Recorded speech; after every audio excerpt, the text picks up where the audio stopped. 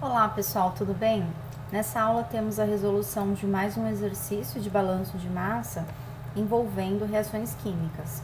Trata-se de um exercício um pouco mais complexo do que o trabalhado na aula anterior, tá?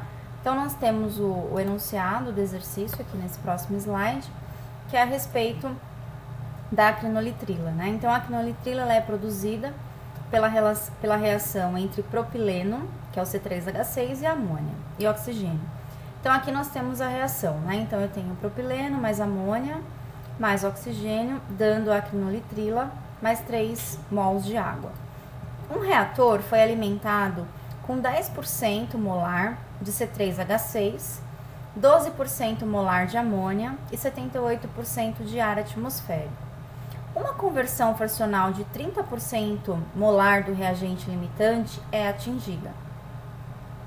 Tomando como base 100 mols de alimentação no reator, determine o reagente limitante, a porcentagem de excesso dos outros componentes e as vazões molares das espécies de saída do reator. Lembrando que o ar atmosférico ele contém 79% de nitrogênio e 21% de oxigênio.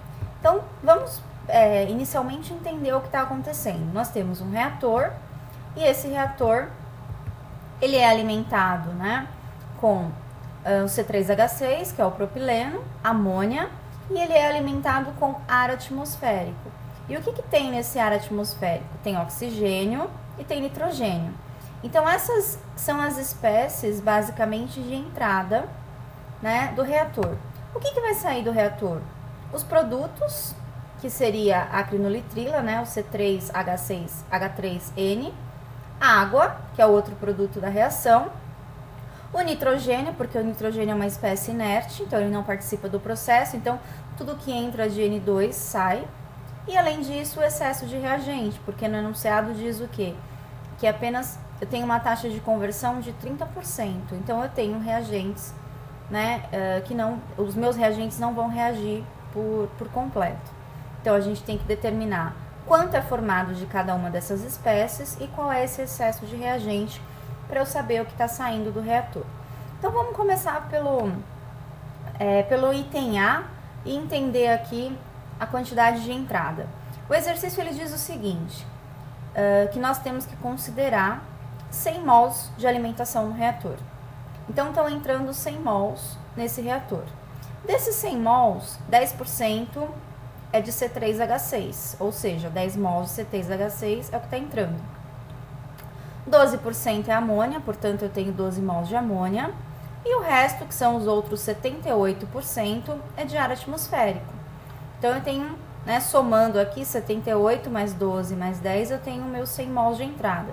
Só que eu não posso esquecer o quê? Que esse ar atmosférico, ele é composto basicamente por 21% de oxigênio, e isso corresponde a 16,4 mols, ok? E o restante é nitrogênio, Então, 78 mols seria 100% do ar atmosférico. Desses 78, 21% é O2, ou seja, 16,4 mols é de oxigênio. E o restante é nitrogênio. Então, aqui estão todas as, tudo que está entrando, tudo que está alimentando o reator, totalizando os 100 mols. Então, o item A, nós temos que identificar o reagente limitante. Então, aqui eu representei a reação. E em vermelho, eu coloquei a proporção estequiométrica em mol, Porque os nossos dados estão todos aqui em mol. Então, eu tenho 1 mol de C3H6, reagindo com 1 mol de amônia, reagindo com 1 mol e meio de oxigênio, formando 1 mol da acrinolitrila e 3 mols de água. Então, aqui que está em vermelho são as proporções, tá? Em azul, eu representei o que está alimentando o reator. Então, o que alimenta o reator? 10 mols de C3H6, 12 mols de amônia e 16,4 mols de oxigênio. Então, aqui em azul é o que está alimentando o reator. Aí vem a primeira pergunta. Essas quantidades, elas estão em proporção? Não, porque a proporção é 1 para 1,5. Ok? Então, os dados aqui, se tivessem em proporção, eu teria 10 para 10 aqui, para 1,5, uma vez e meio, tá? Para 15, basicamente. Então, esses valores, eles não estão em proporção, tá? Então, qual seria a proporção? 10 mols reage com quanto? A proporção é 1 para 1. Reage com 10 mols de amônia e a proporção para oxigênio é 1,5.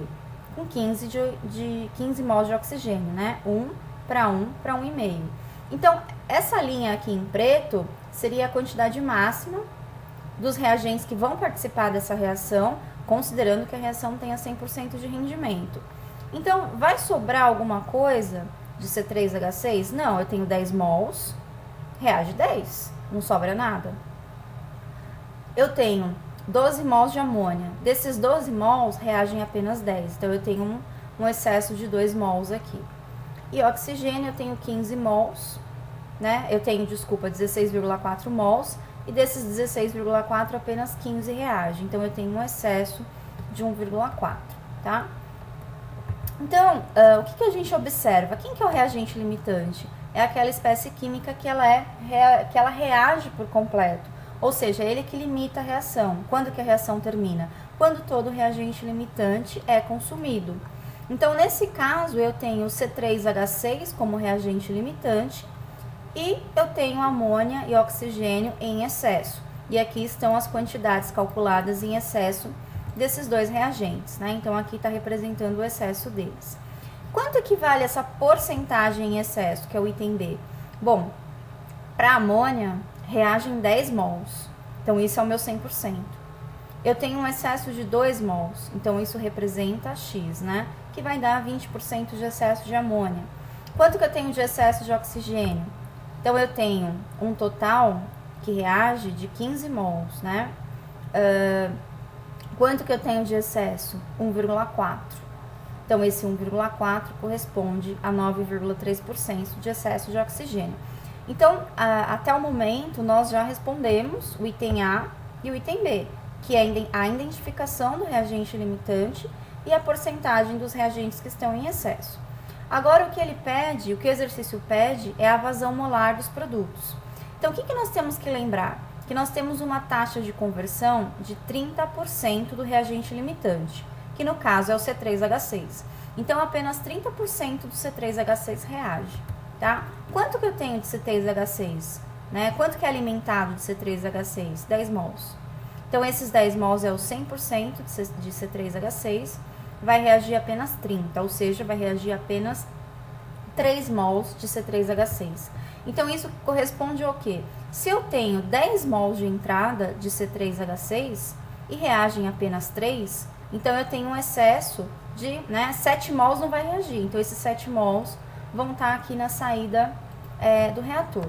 Então, aqui eu representei a reação novamente, tá? Lembrando que a proporção é 1 para 1, né?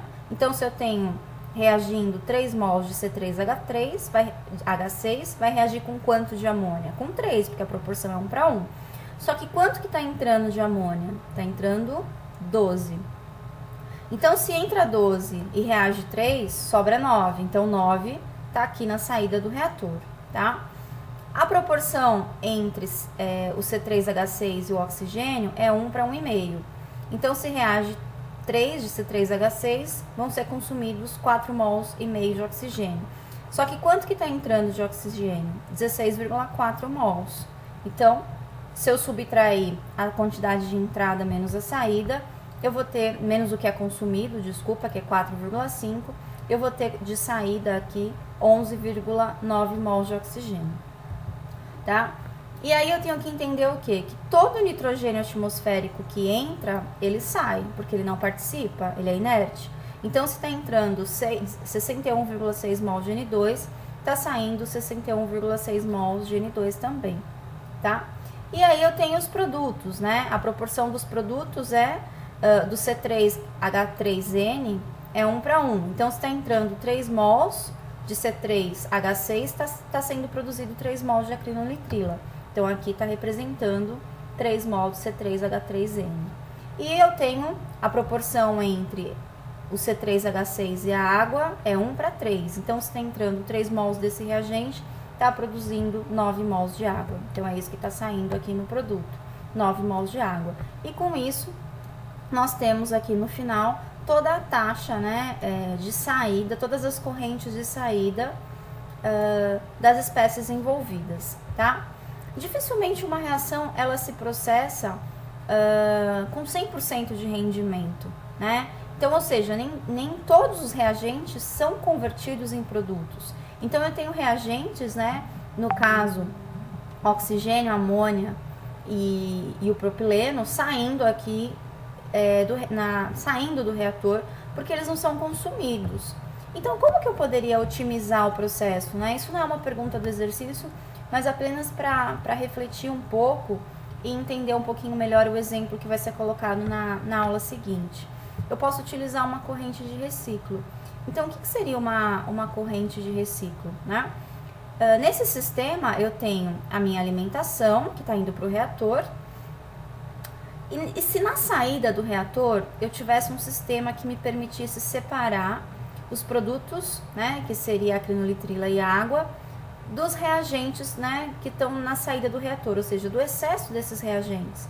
Se eu tivesse um sistema de separação, eu posso reaproveitar esses reagentes, direcionando eles novamente para o reator, ou seja, seria implementar uma corrente de reciclo. Então, o que seria essa corrente de reciclo, né? Esse ponto A, que eu representei aqui no slide, ele está representando o que está alimentando o reator, né? Então, o que representa a taxa de alimentação do reator? Seria a corrente de reciclo, ou seja, os reagentes que não são consumidos. Então, da saída do reator eu direciono ele novamente para a entrada, mais a alimentação virgem. Então, o que é a alimentação virgem? É a alimentação propriamente dita, tá?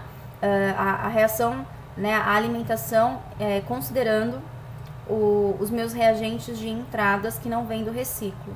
Então, essa quantidade, né, a alimentação virgem mais a corrente de reciclo, isso é o que vai dar a alimentação do reator.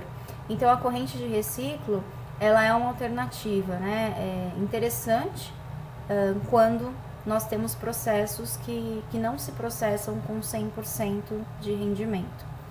E para finalizar a aula, seguem aqui 2 sugestões para trabalhar um pouco melhor esse assunto.